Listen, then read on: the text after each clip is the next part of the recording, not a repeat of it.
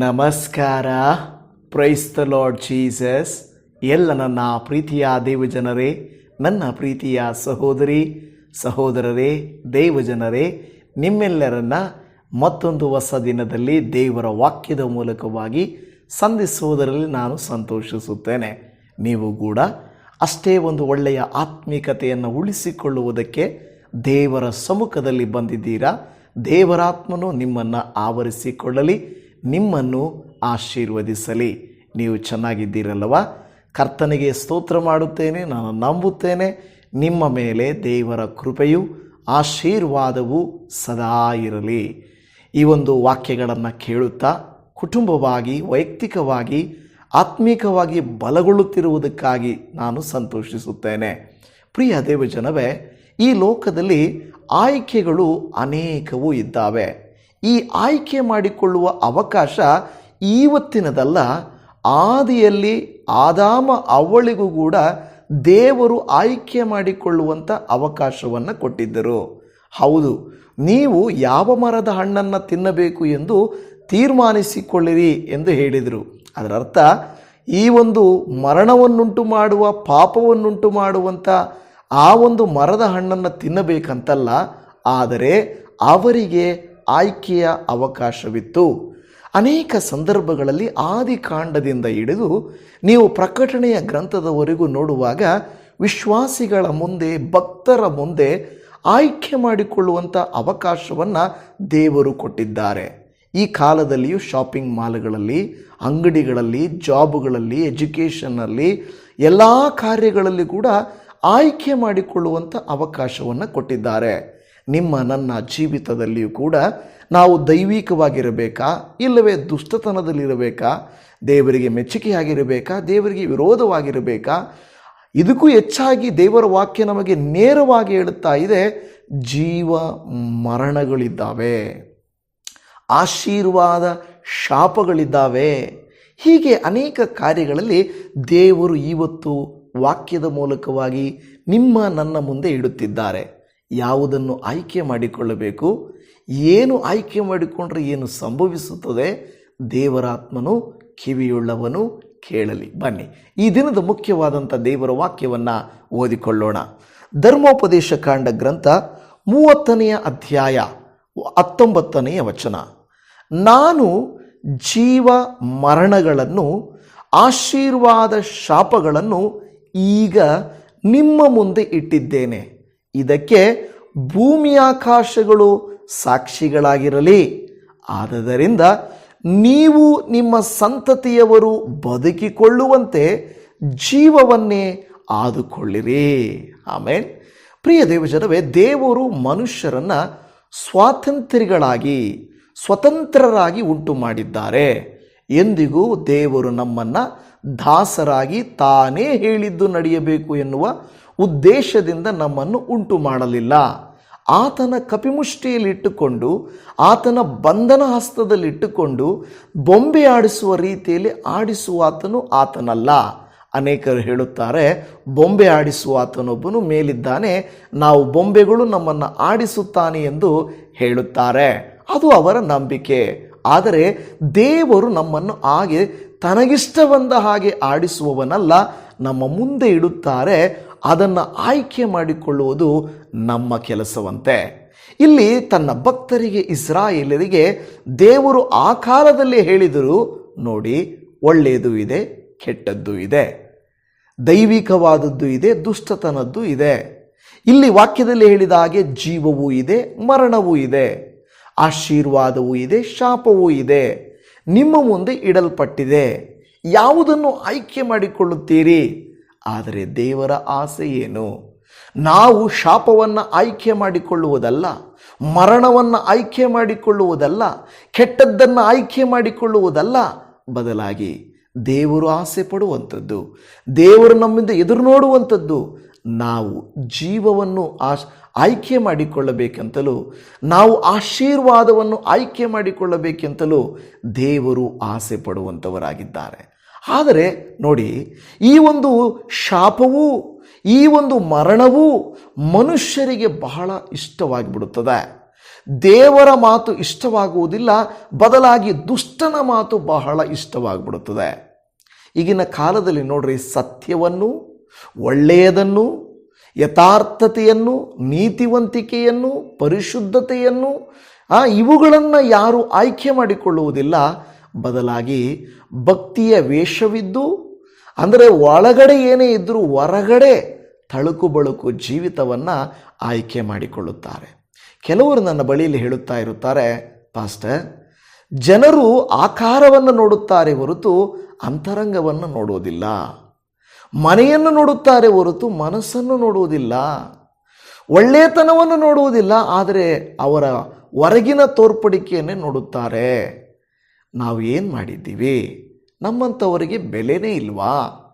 ನಾನು ಯಥಾರ್ಥವಾಗಿ ಈ ಕಂಪನಿಗೆ, ಈ ಕಾರ್ಖಾನೆಗೆ, ಈ ಆಫೀಸ್ಗೆ ದುಡಿಯಬೇಕೆಂದು ಆಸೆ ಇದೆ, ನನಗೆ ಅವಕಾಶ ಕೊಡಲ್ಲ.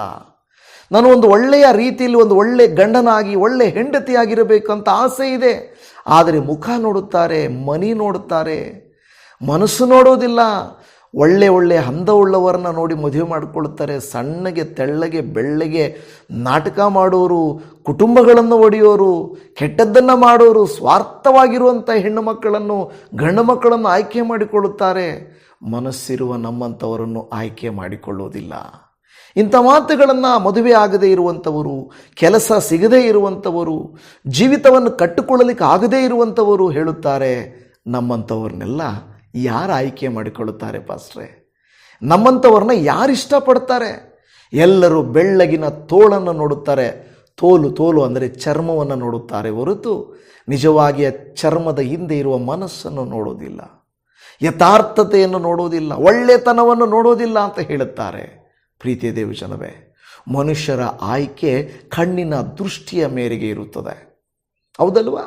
ಲೋಟನು, ಅಬ್ರಹಾಮನು ಬೇರ್ಪಡಬೇಕಾದಂಥ ಒಂದು ಸಂದಿಗ್ಧ ಪರಿಸ್ಥಿತಿ ಬಂದಾಗ ಅಬ್ರಹಾಮನು ಲೋಟನಿಗೆ ಹೇಳಿದನು, ಲೋಟ, ನಿನಗೆ ಯಾವುದು ಬೇಕೋ ಅದು ತೆಗೆದುಕೊಂಡು ಉಳಿದದ್ದನ್ನು ನನಗೆ ಕೊಡು ಅಂತ ಹೇಳಿದನು. ಲೋಟನು ಕಣ್ಣೆತ್ತಿ ನೋಡಿದನು. ಅವನ ಕಣ್ಣಿಗೆ ರಮ್ಯವಾಗಿರುವಂಥ ಫಲವತ್ತಾದಂಥ ಭೂಮಿ ಅವನಿಗೆ ಕಾಣಿಸಿತು. ಅವನ ಕಣ್ಣು ನೋಟದಿಂದ ಅವನು ಆಯ್ಕೆ ಮಾಡಿಕೊಂಡನು. ಆದರೆ ಮುಂದೆ ಒಂದು ದಿವಸ ಅದು ಸೊದೋಮ್ ಗೋಮರ ಪಟ್ಟಣವಾಗಿ ಮಾರ್ಪಟ್ಟಿತ್ತು. ನನ್ನ ಪ್ರಿಯ ದೇವಜನವೇ, ಕಣ್ಣಿನ ದೃಷ್ಟಿಯಿಂದಲ್ಲ, ನಾವು ನಂಬಿಕೆಯಿಂದ ದೇವರ ಮೇಲೆ ಭರವಸೆ ಇಟ್ಟವರಾಗಿ ಮುಂದಕ್ಕೆ ಹೋಗಬೇಕಾಗಿದೆ.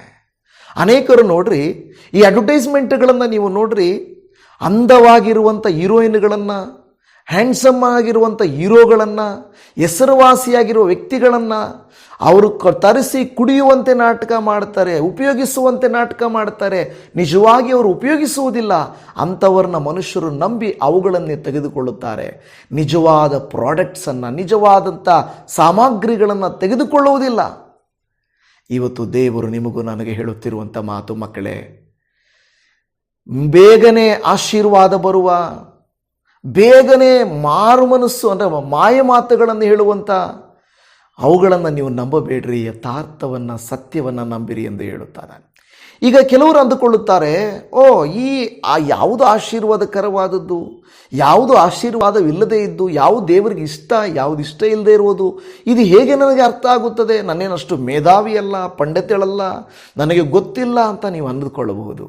ದೇವರ ವಾಕ್ಯ ಅದಕ್ಕೂ ಒಂದು ಉತ್ತರವನ್ನು ಕೊಡುತ್ತದೆ. ನೋಡ್ರಿ, ಧರ್ಮೋಪದೇಶ ಕಾಂಡ ಗ್ರಂಥ 30ನೇ ಅಧ್ಯಾಯದ 11ನೇ ವಚನದಲ್ಲಿ, ನಾನು ಈಗ ನಿಮಗೆ ಬೋಧಿಸಿದ ಧರ್ಮೋಪದೇಶವು ನಿಮಗೆ ಗ್ರಹಿಸುವುದಕ್ಕೆ ಕಷ್ಟವಾದದ್ದೂ ಅಲ್ಲ, ಹೊಂದುವುದಕ್ಕೆ ಅಸಾಧ್ಯವಾದದ್ದೂ ಅಲ್ಲ. ನೋಡಿ, ಬೈಬಲ್ಲೇ ನಮಗೆ ಅನೇಕ ಪ್ರಶ್ನೆಗಳಿಗೆ ಉತ್ತರವನ್ನು ಕೊಡುತ್ತದೆ. ಬೈಬಲ್ ಹೇಳುತ್ತಾ ಇದೆ, ಈ ನಾನು ಬೋಧಿಸಿದಂಥ ಈ ಧರ್ಮೋಪದೇಶವು ಗ್ರಹಿಸುವುದಕ್ಕೆ ಅಂದರೆ ಅರ್ಥ ಮಾಡಿಕೊಳ್ಳೋದಕ್ಕೆ ಕಷ್ಟವಾದದ್ದು ಅಲ್ಲ, ಹೊಂದಿಕೊಳ್ಳುವುದಕ್ಕೆ ಅಸಾಧ್ಯವಾದದ್ದು ಅಲ್ಲ. ದೇವರು ಆಶೀರ್ವಾದವನ್ನು ಬಚ್ಚಿಟ್ಟಿಲ್ಲ, ದೇವರು ತೆರೆದಂತೆ ಇಟ್ಟಿದ್ದಾರೆ. ಆದರೆ ಅನೇಕ ಜನರು ಸತ್ಯನ, ನಿಜವಾದದ್ದನ್ನು, ನಿರಂತರವಾದದ್ದನ್ನು, ಯುಗಾಂತರಗಳಿಗಿರುವಂಥದ್ದನ್ನು ಆಯ್ಕೆ ಮಾಡಿಕೊಳ್ಳೋದಿಲ್ಲ. ಬೇಗನೆ ಬೆಳ್ಳಗಾಗೋಗ್ಬೇಕು ಅಲ್ವಾ? ಬೇಗನೆ ಸುವಾಸನೆ ಬರಬೇಕು, ಬೇಗನೆ ಅಡಿಗೆ ಆಗೋಗ್ಬೇಕು. ಎಲ್ಲ ಕ್ವಿಕ್ಕಾಗಿ ರೆಡಿಮೇಡಾಗಿ ಮುಗಿದೋಗ್ಬಿಟ್ರೆ ಅವುಗಳು ಬೇಕು ಎಂದು ಹೇಳುತ್ತಾರೆ. ಬೇಗನೆ ಬೇಗನೆ ಬೇಗನೆ ನೀವು ನಿಮ್ಮ ಮುಂದೆ ನನ್ನ ಮುಂದೆ ದೇವರು ಇಟ್ಟಿರುವಂಥದ್ದೇನು ಗೊತ್ತಾ? ಎರಡನ್ನೂ ಇಟ್ಟಿದ್ದಾರೆ. ಪ್ರತ್ಯೇಕವಾಗಿ ಜೀವವನ್ನು ಮರಣವನ್ನು ಇಟ್ಟಿದ್ದಾರೆ, ಆಶೀರ್ವಾದವನ್ನು ಶಾಪವನ್ನು ಇಟ್ಟಿದ್ದಾರೆ. ಆದರೆ ದೇವರು ಬೇಕಾಗಿ ಶಾಪವನ್ನು ಇಟ್ಟಿರುವುದಲ್ಲ, ಆಯ್ಕೆ ಇದೆ ಲೋಕದಲ್ಲಿ ಆಲ್ರೆಡಿ. ಈಗಿರುವಾಗ ದೇವರ ವಾಕ್ಯ ಹೇಳುತ್ತದೆ, ಧರ್ಮೋಪದೇಶ ಕಾಂಡ 11:26-28, ನೋಡಿರಿ, ಇವತ್ತು ನಾನು ಆಶೀರ್ವಾದವನ್ನು ಶಾಪವನ್ನು ನಿಮ್ಮ ಮುಂದೆ ಇಡುತ್ತಾ ಇದ್ದೇನೆ. ನಾನು ಈಗ ನಿಮಗೆ ಬೋಧಿಸುವ ನಿಮ್ಮ ದೇವರಾದ ಯೆಹೋವನ ಆಜ್ಞೆಗಳಿಗೆ ನೀವು ವಿಧೇಯರಾಗಿ ನಡೆದರೆ ಆಶೀರ್ವಾದವು. ಈ ಆಜ್ಞೆಗಳಿಗೆ ವಿಧೇಯರಾಗದೆ ನಾನು ಈಗ ಬೋಧಿಸುವ ಮಾರ್ಗವನ್ನು ಬಿಟ್ಟು ನಿಮಗೆ ಗೊತ್ತಿಲ್ಲದ ಇತರ ದೇವರುಗಳನ್ನು ಅವಲಂಬಿಸಿದರೆ ಶಾಪವು ನಿಮಗುಂಟಾಗುವವು. ಮೋಶೆ ದೇವರು ಹೇಳಿದಂಥ ಮಾತನ್ನು ಅಲ್ಲಿ ಹೇಳುತ್ತಿದ್ದಾನೆ. ನೋಡಪ್ಪ, ಒಂದನ್ನೇ ಇಟ್ಟರೆ ನಿಮಗೆ ಸ್ವಾತಂತ್ರ್ಯವನ್ನು ನಾವು ಕಿತ್ಕೊಂಡಂಗಾಗುತ್ತೆ. ಇವತ್ತು ನಿಮ್ಮ ಮುಂದೆ ದೇವರು ಒಂದೇ ಮಾರ್ಗ ಅಲ್ಲ, ದೇವರು ಮಾರ್ಗಗಳನ್ನು ಏರ್ಪಡಿಸಿ ಬಿಟ್ಟಿದ್ದಾರೆ. ಒಂದು ವಿಶಾಲವಾದ ಮಾರ್ಗ, ಒಂದು ಇಕ್ಕಟ್ಟಾದ ಮಾರ್ಗ ಇದೆ. ಆದರೆ ಅನೇಕರು ವಿಶಾಲವಾದ ಮಾರ್ಗವನ್ನು ಸುಲಭವಾಗಿ ಆಶೀರ್ವಾದ ಹೊಂದಬೇಕು, ಬೇಗನೆ ಪ್ರವಾದನೆಗಳು ಸಿಗಬೇಕು, ಬೇಗನೆ ಬಿಡುಗಡೆಗಳುಂಟಾಗ್ಬಿಡಬೇಕು, ಬೇಗನೆ ದೇವರ ವಾಕ್ಯ ಮುಖ್ಯ ಅಲ್ಲ. ಸತ್ಯವಾಗಿ ಹೇಳುತ್ತಾ ಇದ್ದೇನೆ, ನಾನು ಕೆಲವು ಪ್ರವಾದಿಗಳನ್ನು ಗಮನಿಸಿದ್ದೇನೆ. ಬೈಬಲ್ ತೆಗೆಯದೆ ಪ್ರಸಂಗಗಳನ್ನು ಮುಗಿಸುತ್ತಾರೆ, ರೆಫರೆನ್ಸ್ಗಳನ್ನು ಕೊಡದೇನೆ ದೊಡ್ಡ ಪ್ರಸಂಗಗಳನ್ನು ಮಾಡುತ್ತಾರೆ. ಹೇಗೆ ಗೊತ್ತಾ? ಅವರ ಚಾಣಾಕ್ಷತನ, ಅವರ ಸ್ವಜ್ಞಾನದಿಂದ ಮನುಷ್ಯರಿಗೆ ಬೇಕಾಗಿರುವುದು ಅದೇ. ನನಗೆ ಆಶ್ಚರ್ಯ ಆಗುತ್ತೆ, ಕೆಲವು ಸಭೆಗಳು ಮೊದಲು ಈ ರೀತಿ ಹೋಗಲಿಲ್ಲ. ಆದರೆ ನಮ್ಮ ವಿಶ್ವಾಸಿಗಳು ಎಲ್ಲಿ ಬೇರೆ ಸಭೆಗಳಿಗೆ ಹೋಗ್ಬಿಡುತ್ತಾರೋ, ಎಲ್ಲಿ ನಮ್ಮಿಂದ ದೂರ ಹೋಗ್ಬಿಡುತ್ತಾರೋ, ಅದಕ್ಕೆ ಗೆಸ್ಟ್ ಸ್ಪೀಕರ್ಗಳನ್ನು, ಪ್ರವಾದಿಗಳನ್ನು, ರೋಗ ಸೌಖ್ಯ ವರವುಳ್ಳವುಗಳನ್ನು ಕರ್ಕೊಂಡು ಬಂದು ಮೀಟಿಂಗ್ಗಳನ್ನು ಮಾಡೋದನ್ನು ನಾವು ನೋಡುತ್ತಾ ಇದ್ದೇವೆ. ಅದರ ಅರ್ಥ ಏನು ಗೊತ್ತಾ?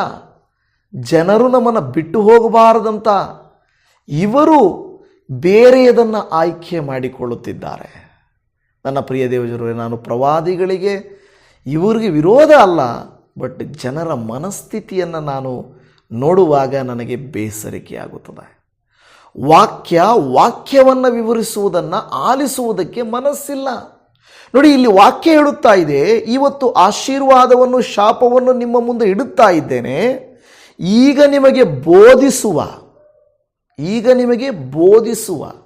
ಯಾರು? ನಾನು ಬೋಧಿಸುವ ನನ್ನ ಮಾತುಗಳಲ್ಲ, ಮೋಟಿವೇಶನಲ್ ಮಾತುಗಳಲ್ಲ, ಮೈಕ್ ಹಿಡ್ಕೊಂಡು 4 ಒಳ್ಳೆ ಮಾತುಗಳನ್ನು ಆಡುವಂಥದ್ದಲ್ಲ. ಅದನ್ನು ಕೇಳುವುದಕ್ಕೆ ಅನೇಕರಿದ್ದಾರೆ. ಆದರೆ ನಾವು ಯಾರು? ನಾವು ವಾಕ್ಯಗಳು ನಮಗೇನು ಬೋಧಿಸುತ್ತವೆ? ದೇವರೇನು ಬೋಧಿಸುತ್ತಾನೆ? ಸತ್ಯವಾರ್ತೆ ಏನಿದೆ? ಹೌದು ಜನವೇ, ಸಿದ್ಧಾಂತಗಳು, ಹೊಸ ನಂಬಿಕೆಗಳನ್ನು ಕಂಡುಹಿಡಿಯುವುದು, ಬೈಬಲಲ್ಲಿ ತಪ್ಪು ಕಂಡುಹಿಡಿದು ಎತ್ತಿ ತೋರಿಸುವುದು, ವಿನಾಕಾರಣ ವಾಗ್ವಾದ ಮಾಡುತ್ತಾ ಬಿರುಕುಗಳನ್ನು ಉಂಟು ಮಾಡುವುದು, ಬೇರೆ ಸಭೆಗಳನ್ನು ಒಡೆದು ನಮ್ಮ ಸಭೆಯನ್ನು ಬೆಳೆಸಿಕೊಳ್ಳುವುದು, ಬೇರೆಯ ಸೇವಕರುಗಳನ್ನು ಹೀಯಾಳಿಸಿ ನಮ್ಮನ್ನು ಹೆಚ್ಚಿಸಿಕೊಳ್ಳುವುದು, ಇದೆಲ್ಲ ಬೇಕಾಗಿರುವುದು. ಇದು ಆಯ್ಕೆಗಳಿದ್ದಾವೆ. ನಾನು ನಿಮಗೆ ಕೇಳುತ್ತಿದ್ದಾನೆ, ನಿಮ್ಮ ಸಭೆ, ನಿಮ್ಮ ವಿಶ್ವಾಸ ಹೇಗಿದೆ? ನೀವು ಆಯ್ಕೆ ಮಾಡಿಕೊಳ್ಳುವ ಆಯ್ಕೆ ಯಾವುದಿದೆ?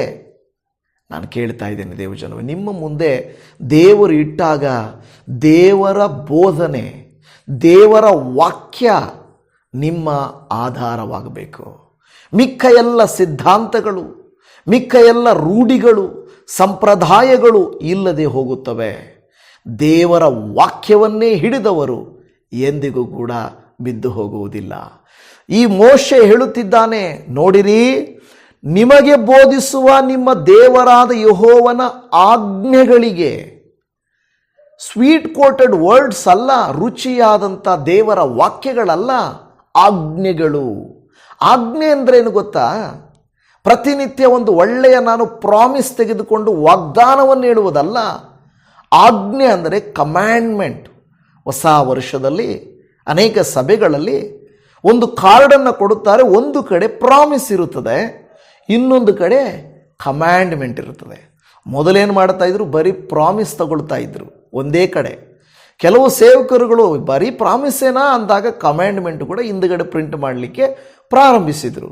ನನ್ನ ಪ್ರಿಯ ದೇವಜನವೇ, ಫಸ್ಟು ನೀವು ಪ್ರಾಮಿಸನ್ನು ನೋಡುತ್ತೀರಾ, ಕಮ್ಯಾಂಡ್ಮೆಂಟನ್ನು ನೋಡುತ್ತೀರಾ? ದೇವರ ವಾಕ್ಯ ಎಂದಿಗೂ ಬಚ್ಚಿಡೋದಿಲ್ಲ. ನಿನಗೆ ಸಿಗಬೇಕಾಗಿರುವುದನ್ನು, ನಿನಗೆ ಕೊಡಬೇಕಾಗಿರುವುದನ್ನು ದೇವರು ಎತ್ತಿಟ್ಟುಕೊಳ್ಳೋದಿಲ್ಲ. ನೀನು ಕಮ್ಯಾಂಡ್ಮೆಂಟನ್ನು ಫಾಲೋ ಮಾಡಿದರೆ ಪ್ರಾಮಿಸನ್ನು ದೇವರು ಪೂರೈಸ್ತಾನೆ. ಆದರೆ ನನಗಾಗಲಿ ನಿಮಗಾಗಲಿ ಅಂದರೆ ಮಾನುಷಿಕ ಬುದ್ಧಿ ಹೇಗಂದರೆ, ದೇವರೇ ನೀನು ಏನು ವಾಗ್ದಾನ ಕೊಡುತ್ತಿದ್ದೀಯೋ ಅದನ್ನು ನೋಡುತ್ತೇನೆ ಅಂದುಕೊಳ್ಳುತ್ತೇವೆ. ಇಲ್ಲಿ ವಾಕ್ಯವನ್ನು ನೋಡಿರಿ, ಯೆಹೋವನ ಆಜ್ಞೆಗಳಿಗೆ ನೀವು ವಿಧೇಯರಾಗಿ ನಡೆದರೆ ಆಶೀರ್ವಾದವು.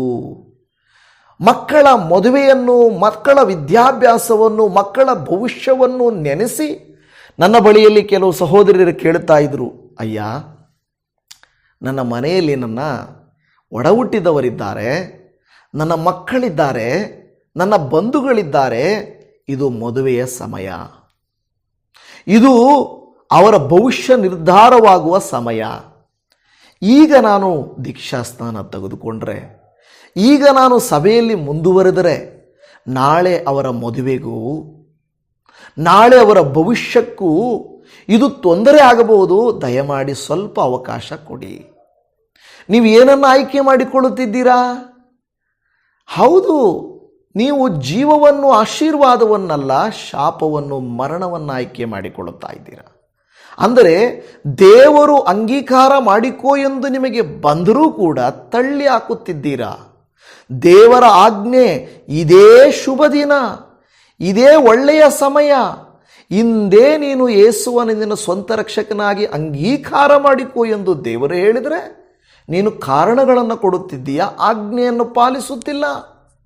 ದೇವರ ವಾಕ್ಯ ಹೇಳುತ್ತಿದೆ, ಇದೇ ಶುಭ ಸಮಯ, ಹೌದಲ್ವಾ, ಇದೇ ಸಕಾಲ, ಈಗಲೇ ನೀನು ಸ್ವಾಮಿಯನ್ನು ಅಂಗೀಕಾರ ಮಾಡಿಕೋ ಎಂದು ಹೇಳಿದರೆ ನಾವೇನು ಮಾಡ್ತೀವಿ, ಅಯ್ಯ ಇದು ಸೀಸನ್ ಸರಿ ಇಲ್ಲ, ಆ ಸೀಸನ್ ಬರಲಿ, ಆ ದಿನ ಬರಲಿ, ಒಂದು ಒಳ್ಳೆ ಶುಭ ದಿನ ಬರಲಿ, ನನ್ನ ಎಲ್ಲ ಕಷ್ಟಗಳು ತೀರು ಹೋಗಲಿ, ನನ್ನ ರೋಗ ಸೌಖ್ಯವಾಗಲಿ, ನಮ್ಮ ಮನೆಯವರು ಕೆಟ್ಟತನವನ್ನು ಬಿಟ್ಟು ಬಿಡಲಿ, ಅವರು ನಂಬಿಕೊಂಡು ಬರಲಿ, ಈ ಎಲ್ಲ ಕಾರಣಗಳನ್ನು ನಾವು ಕೊಟ್ಟು ಆಮೇಲೆ ನಾನು ಅಂಗೀಕರಿಸ್ಕೊಳ್ತೇನೆ.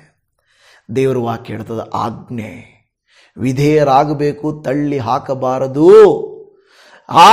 ಮಾಡಿದರೆ ನೀನು ವಿಧೇಯರಾದರೆ ಆಶೀರ್ವಾದ. ನಾನು ಬೋಧಿಸುವ ಮಾರ್ಗವನ್ನು ಬಿಟ್ಟು ಗೊತ್ತಿಲ್ಲದ ಸಂಪ್ರದಾಯಗಳನ್ನು ಇನ್ನೂ ಮಾಡುತ್ತಾ ಇದ್ದರೆ ನಿನಗೆ ಕೇಡು, ಕಟ್ಟಿಟ್ಟ ಬುತ್ತಿ. ನಾನು ಒಂದು ಸಂದರ್ಭವನ್ನು ಹೇಳುತ್ತೇನೆ. ಒಬ್ಬ ಸಹೋದರಿಗೆ ನಾವು ತುಂಬ ದಿನಗಳಿಂದ, ತುಂಬ ವರ್ಷಗಳಿಂದ, ಸಿಸ್ಟರ್ ನಿಮ್ಮ ಮಕ್ಕಳು ಸಣ್ಣ ಮಕ್ಕಳಿದ್ದಾರೆ, ದಯಮಾಡಿ ಸಂಡೇ ಸ್ಕೂಲ್ಗೆ ಕಳಿಸಿ, ಅವರಿಗೆ ದೇವರ ವಾಕ್ಯವನ್ನು ಹೃದಯದಲ್ಲಿ ಬಿತ್ತಿರಿ, ನಿಜವೂ ಸುಳ್ಳು ಯಾವುದು, ಲೌಕಿಕ ದೈವಿಕ ಯಾವುದು ಅವರಿಗೆ ಗೊತ್ತಾಗುತ್ತದೆ ಎಂದು ನಾವು ಹೇಳಿದೆವು. ಆದರೆ ಅವರು ಸಣ್ಣ ಮಕ್ಕಳಲ್ಲ ಪಾಸ್ಟ್ರೆ, ಪರವಾಗಿಲ್ಲ ಬಿಡಿ, ನಾವು ಕೇಳ್ತಾನೇ ಇದ್ದೀವಿ ಸಿಸ್ಟರ್, ಕಳಿಸಿ ಮಕ್ಕಳನ್ನು. ಆದರೆ ಏನಾಯಿತು ಗೊತ್ತಾ, ಕಾಲವು ಉರುಳಿ ಹೋಯಿತು. 15 ವರ್ಷ ಉರುಳು ಹೋಯಿತು ನಮ್ಮ ಕಣ್ಣು ಮುಂದೆನೇ. 15 ವರ್ಷ ಉರುಳಿ ಹೋದಾಗ ಮಕ್ಕಳು ಯವನಸ್ಥರಾಗೋದ್ರು. ಈಗ ಯವನಸ್ಥರ ನಡವಳಿಕೆ ಏನಾಯಿತು ಗೊತ್ತಾ, ಇದು ಕಥೆ ಅಲ್ಲ, ನನ್ನ ಕಣ್ಣು ಮುಂದೆ ನಡೆದಿರುವ ಘಟನೆ. ಆ ಮಕ್ಕಳೇನಾಗ್ತಾ ಇದ್ದಾರೆ ಗೊತ್ತಾ, ತಂದೆ ತಾಯಿಗಳ ಮಾತಿಗೆ ಅವಿಧೇಯತ್ವ. ಹುಡುಗ ಆದರೂ ಕುಡುಕತನ, ಗಾಂಜಾ, ಸಿಗರೇಟು, ಹನ್ಸು, ಪಾನ್ ಪರಾಗು, ಸಿನಿಮಾಗಳು, ಹುಡುಗಿಯರ ರೇಕಟ್, ಬಾಬಾ ಹೇಳ್ಕೊಳ್ಳೋಕ್ಕಾಗಲ್ಲ, ಅಷ್ಟೊಂದು ಕೆಟ್ಟು ಹೋದ. ಈಗ ಆ ತಾಯಿ ಬಂದು ಅಳ್ತಾರೆ, ಪಾಸ್ಟಯ್ಯ ದಯಮಾಡಿ ನನ್ನ ಮಗನನ್ನು ಬದಲಾಯಿಸ್ರಿ, ಮಗನಿಗಾಗಿ ಪ್ರಾರ್ಥಿಸಿರಿ. ಮಗಳು ಮಾತು ಕೇಳ್ತಾ ಇಲ್ಲ, ಮಗನ ಮಾತು ಕೇಳ್ತಾ ಇಲ್ಲ, ಮನೆಯಲ್ಲಿ ಸಮಾಧಾನ ಇಲ್ಲ, ಶಾಂತಿ ಇಲ್ಲ, ಕಣ್ಣೀರು ಕಣ್ಣೀರು ಕಣ್ಣೀರು. ನಾನಮ್ಮ ಸಿಸ್ಟರ್ ಎಷ್ಟು ಸಾರಿ ಹೇಳಿದ್ವಿ, ಮಕ್ಕಳನ್ನು ದೈವಿಕವಾಗಿ ಕಳಿಸಿರಿ, ದೈವಿಕವಾಗಿರುವಂತೆ ಮಾಡಿರಿ ಅಂತ. 15 ವರ್ಷ ನನ್ನ ಮಕ್ಕಳು ಸ್ವತಂತ್ರವಾಗಿರಲಿ, ಸಂತೋಷವಾಗಿರಲಿ, ಇಷ್ಟ ಬಂದ ಹಾಗೆ ಇರಲಿ ಅಂದರೆ ಈಗ ಏನು ಮಾಡೋದಮ್ಮ? ನಾವು ಪ್ರಾರ್ಥನೆ ಮಾಡ್ತೀವಿ ಇಲ್ಲಂತಲ್ಲ. ನೀವು ಆಯ್ಕೆ ಮಾಡಿಕೊಂಡಿದ್ದು ಯಾವುದು? ನೀವು ತೀರ್ಮಾನ ಮಾಡಿದ್ದು ಯಾವುದು? ಮಕ್ಕಳು ಸ್ವತಂತ್ರವಾಗಿರಲಿ, ಸಂತೋಷವಾಗಿರಲಿ, ಇಷ್ಟಾನುಸಾರವಾಗಿರಲಿ ಅಂತ ಒಂದು ಗಾದೆ ಮಾತಿದೆಯಲ್ವ, ಗಿಡವಾಗಿ ಬಗ್ಗದ್ದು ಮರವಾಗಿ ಬಗ್ಗೀತೆ ಅಂತ ಅಲ್ವಾ? ಮೊದಲೇ ಕೆಲಸ ಮಾಡಬೇಕಾಗಿತ್ತಲ್ವಾ? ಪ್ರತಿಯೊಂದು ಸಂದರ್ಭದಲ್ಲಿ ನಾವು ಮೊದಲು ಅವಕಾಶವು ಆಯ್ಕೆ ಮಾಡುವ ಪರಿಸ್ಥಿತಿ ಬಂದಾಗ ಪ್ರಾರ್ಥಿಸಬೇಕು, ಆಲೋಚಿಸಬೇಕು, ದೇವರ ಆಜ್ಞೆಗಳ ಅನುಸಾರವಾಗಿ ನಾವು ನಡೆದುಕೊಳ್ಳಬೇಕೇ ಹೊರತು ನಮ್ಮ ಇಷ್ಟಾನುಸಾರ ಲೌಕಿಕಾನುಸಾರವಾಗಿ ನಾವು ಇರಬಾರದು. ನಾವು ಯಾವ ಮಾರ್ಗವನ್ನು ಆಯ್ಕೆ ಮಾಡಿಕೊಳ್ಳುತ್ತೀವೋ ಬಹಳ ಮುಖ್ಯ. ಕೀರ್ತನೆಗಾರನು ಕೀರ್ತನೆಗಳಲ್ಲಿ 119ನೇ ಕೀರ್ತನೆ 30ನೇ ವಾಕ್ಯದಲ್ಲಿ ಭಕ್ತಿ ಮಾರ್ಗವನ್ನೇ ಆರಿಸಿಕೊಂಡಿದ್ದೇನೆ, ನಿನ್ನ ವಿಧಿಗಳನ್ನು ಮುಂದೆಯೇ ಇಟ್ಟುಕೊಂಡಿದ್ದೇನೆ. ಹಾಲೆಲೂಯಾ. ಕೀರ್ತನೆಗಾರನು ಹೇಳುತ್ತಾನೆ, ನಾನು ಭಕ್ತಿ ಮಾರ್ಗವನ್ನೇ ಆಯ್ಕೆ ಮಾಡಿಕೊಂಡಿದ್ದೇನೆ. ದೇವಜನವೇ, ಅನೇಕರು ನನ್ನ ಸ್ಥಾನದಲ್ಲಿ ನಿಮ್ಮ ಸ್ಥಾನದಲ್ಲಿರುವವರು ಓಡಿ ಸಾಧನೆ ಮಾಡಿಬಿಟ್ಟಿದ್ದಾರೆ, ಜಯಿಸಿಬಿಟ್ಟಿದ್ದಾರೆ, ಹಣ ಮಾಡಿದ್ದಾರೆ, ಹೆಸರು ಮಾಡಿದ್ದಾರೆ. ದಯಮಾಡಿ ಬೇಸರ ಮಾಡಿಕೊಳ್ಳಬೇಡಿ. ನಮ್ಮದು ಆಮೆ ನಡೆ ಟಾಟಾಯ್ಸ್ ನಡೆಯುತ್ತಲ್ಲ ನಿಧಾನವಾಗಿ. ಆದರೆ ಅವರದು ಕತೆ ಇದೆಯಲ್ವ, ಮೊಲದ ಓಟ ನೋಡಿ, ಅವ್ರದ್ದು ಓಟ, ನಮ್ಮದು ನಡೆ.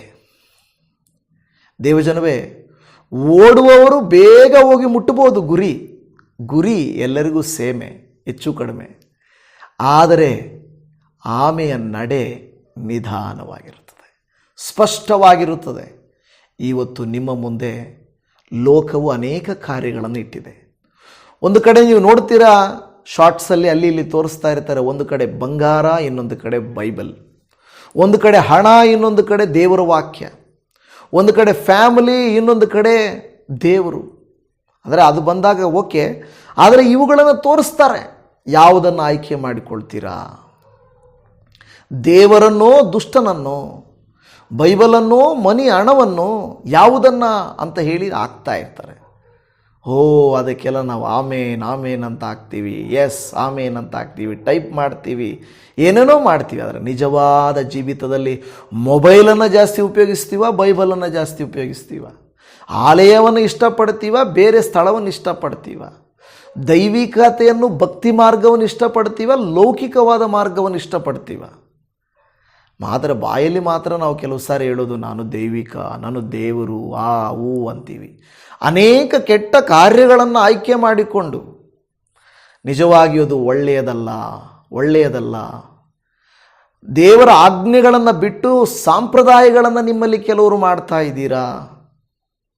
ಸಂಪ್ರದಾಯಗಳು ಕೆಲಸಕ್ಕೆ ಬರೋದಿಲ್ಲ, ಅದು ಮನುಷ್ಯರು ಮಾಡಿದವುಗಳು.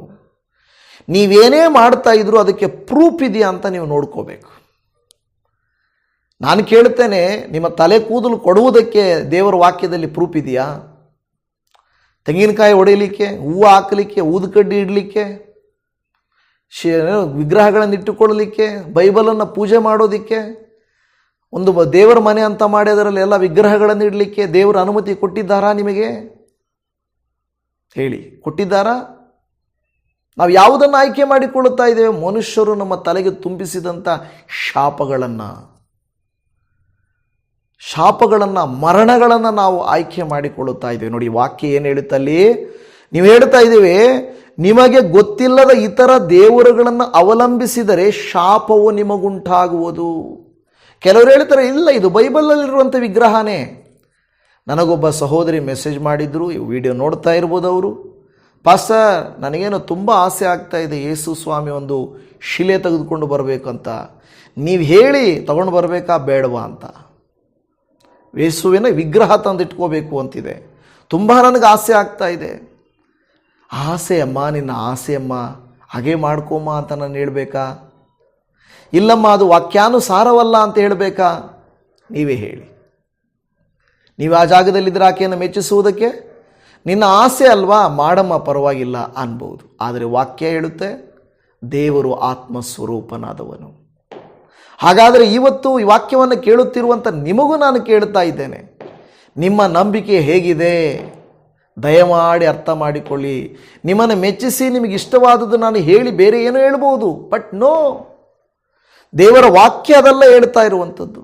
ಜ್ಞಾನೋಕ್ತಿ ಅದರ 8ನೇ ಅಧ್ಯಾಯ 36ನೇ ವಚನದಲ್ಲಿ, ಯಾವನು ನನಗೆ ತಪ್ಪು ಮಾಡುತ್ತಾನೋ ಅವನು ತನ್ನ ಆತ್ಮಕ್ಕೆ ಕೇಡಿ ಮಾಡಿಕೊಳ್ಳುತ್ತಾನೆ, ನನ್ನನ್ನು ಹಾಗೆ ಮಾಡುವವರೆಲ್ಲರೂ ಮರಣವನ್ನು ಪ್ರೀತಿಸುತ್ತಾರೆ.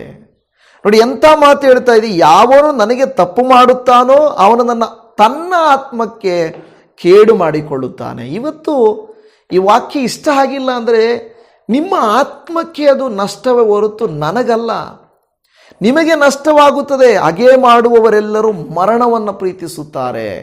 ದೇವರ ವಾಕ್ಯ ಸ್ಪಷ್ಟ. ಏನಂದರೆ ಯಾರೋ ಅಲ್ಲೊಂದು ಇಲ್ಲೊಂದು ಬೋಧನೆಯನ್ನು ಬೈಬಲ್ ಮಾಡೋದಿಲ್ಲ. ಸ್ಪಷ್ಟವಾಗಿ ಬೈಬಲ್ ಬೋಧಿಸುವುದು ನಮ್ಮನ್ನು ನಿತ್ಯ ಜೀವಕ್ಕೆ ಕೊಂಡೊಯ್ಯುವುದಕ್ಕೆ ಇರುವಂಥ ಮಾರ್ಗವನ್ನು, ತಡೆಯನ್ನು, ತೊಂದರೆಯನ್ನು, ಮರಣವನ್ನು, ಶಾಪವನ್ನು ಕೊಡುವುದಕ್ಕೆ ಬೈಬಲ್ ಬೋಧಿಸುವುದಿಲ್ಲ. ಅದು ಕಹಿಯಾಗಿ ನಿಮಗೆ ಅನಿಸಬಹುದು. ದೇವಜನವೇ, ಇಷ್ಟೊತ್ತಿಗೆ ಎಷ್ಟೋ ಜನರು ಬಿಟ್ಟು ವಾಕ್ಯ ಕೇಳದೆ ಹೊರಟೋಗಿರಬಹುದು. ಆದರೂ ತೊಂದರೆ ಇಲ್ಲ, ನೀವು ಕೇಳಿಸ್ಕೊಳ್ತಾ ಇದ್ದೀರಲ್ವಾ, ನನಗೆ ತುಂಬ ಸಂತೋಷ. ಕೆಲವರಾದರೂ ಮಾರ್ಪಟ್ಟರೆ, ಕೆಲವರಾದರೂ ದೇವರ ವಾಕ್ಯವನ್ನು ಅರಿತುಕೊಂಡ್ರೆ ದೇವರಿಗೆ ಸ್ತೋತ್ರ ಉಂಟಾಗಲಿ. ನಿಮ್ಮ ಮುಂದೆ ದೇವರು ಇಡುವುದನ್ನು ಯಾವುದನ್ನು ಆಯ್ಕೆ ಮಾಡಿಕೊಡುತ್ತೀರಿ? ವಾಕ್ಯವನ್ನು, ವಿಗ್ರಹವನ್ನು,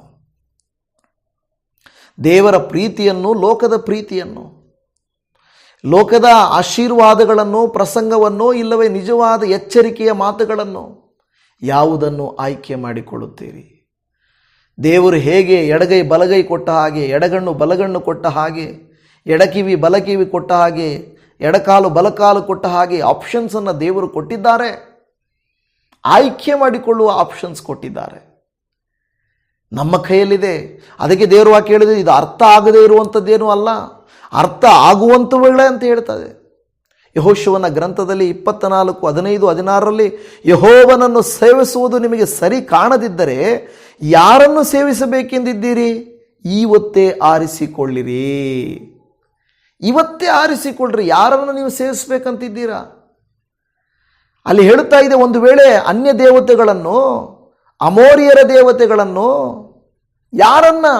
ಯೆಹೋವನ ಸೇವೆಯನ್ನು ಬಿಟ್ಟು ಅನ್ಯ ದೇವತೆಗಳನ್ನು ಸೇವಿಸುವುದು ನಮಗೆ ದೂರವಾಗಿರಲಿ ಅಂತ ಅವರು, ಇಲ್ಲ ಇಲ್ಲ ಇಲ್ಲ ಇಲ್ಲ ನಾವು ಹೋಗಲ್ಲ, ನಾವು ನಮ್ಮ ದೇವರೇ ನಮಗೆ ಬೇಕು ಅಂದರು. ಇವತ್ತು ನೀವು ವಾಕ್ಯಾನುಸಾರವಾದ ದೇವರನ್ನು, ಸಾಂಪ್ರದಾಯಿಕ ಸಭೆಯ ಆಧಾರಿತ ದೇವರನ್ನು ಯಾರನ್ನು ನಂಬಿದ್ದೀರಿ? ಬೈಬಲ್ಗಳನ್ನು ತೆಗೆಯಿರಿ. ನನ್ನ ಮಾತನ್ನು ಕೂಡ ನಂಬಬೇಡ್ರಿ. ಈ ವಾಕ್ಯಗಳನ್ನಿಟ್ಟು ಹೋದರೆ, ಇಲ್ಲ ನಿಮ್ಮ ಸಾಂಪ್ರದಾಯ, ನಿಮ್ಮ ಪದ್ಧತಿಗಳ ಶಾಪದ, ಮರಣ ಅಂದರೆ ಇಲ್ಲಿನ ಮರಣ ಅಲ್ಲ, ಎರಡನೇ ಮರಣ, ನರಕಕ್ಕೆ ಹೋಗುವಂಥ ಮರಣವನ್ನು ಆಯ್ಕೆ ಮಾಡಿಕೊಳ್ಳುತ್ತಾ ಇದ್ದೇವ. ನನ್ನ ಪ್ರಿಯ ಸಹೋದರಿ ಸಹೋದರ, ಬೇಸರ ಮಾಡಿಕೊಳ್ಳಬೇಡ್ರಿ. ದೇವರ ಆತ್ಮನು ಮಾತಾಡುವಾಗ ದೇವರ ವಾಕ್ಯ ಧರ್ಮೋಪದೇಶ ಕಾಂಡ 30ನೇ ಅಧ್ಯಾಯ 1ರಿಂದ ಇರುವಂಥ ವಚನಗಳು, ನಾನು ನಿಮ್ಮ ಮುಂದೆ ಇಟ್ಟಿರುವ ಆಶೀರ್ವಾದವು ಶಾಪವು ನಿಮ್ಮ ಅನುಭವಕ್ಕೆ ಬಂದಾಗ, ನಿಮ್ಮ ದೇವರಾದ ಯೆಹೋವನು ನಿಮ್ಮನ್ನು ಚದುರಿಸಿರುವ ದೇಶಗಳಲ್ಲಿ ನೀವು ಇವುಗಳನ್ನು ನೆನಪಿಗೆ ತಂದುಕೊಂಡು ನಿಮ್ಮ ಮಕ್ಕಳು ಸಹಿತವಾಗಿ ನಿಮ್ಮ ದೇವರಾದ ಯೆಹೋವನ ಆಶ್ರಯಕ್ಕೆ ತಿರುಗಿ ಬಂದು, ನಾನು ಈಗ ನಿಮಗೆ ಬೋಧಿಸುವ ಈ ಮಾತುಗಳಿಗೆ ಸಂಪೂರ್ಣವಾದ ಹೃದಯದಿಂದ ಮನಸ್ಸಿನಿಂದ ವಿಧೇಯರಾದರೆ, ನಿಮ್ಮ ದೇವರಾದ ಯೆಹೋವನು ದುರವಸ್ಥೆಯಿಂದ ನಿಮ್ಮನ್ನು ತಪ್ಪಿಸಿ, ನಿಮ್ಮನ್ನು ಕನಿಕರಿಸಿ, ತಾನು ನಿಮ್ಮನ್ನು ಚದುರಿಸಿರುವ ಎಲ್ಲ ದೇಶಗಳಿಂದ ತಿರುಗಿ ಬರಮಾಡುವನು.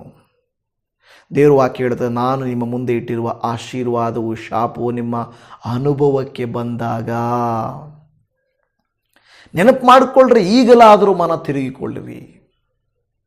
ದೇವಜನವೇ, ನಿಮ್ಮ ಮನಸ್ಸನ್ನು ಉದ್ದೇಶಪೂರ್ವಕವಾಗಿ ನಾನು ನೋಯಿಸುವುದು ನಿಮಗೆ ಚುಚ್ಚುತ್ತಾ ಇದೆ ಅಂದರೆ ನೀವು ತಪ್ಪಿದಸ್ಥರು, ತಪ್ಪು ಮಾಡ್ತಾ ಇದ್ದೀರಾ. ನಾನು ಮಾತಾಡುವಾಗ ನಾನೇನಾದರೂ ತಪ್ಪು ಮಾಡ್ತಾ ಇದ್ದರೆ ನನಗೂ ಚುಚ್ಚುತ್ತೆ.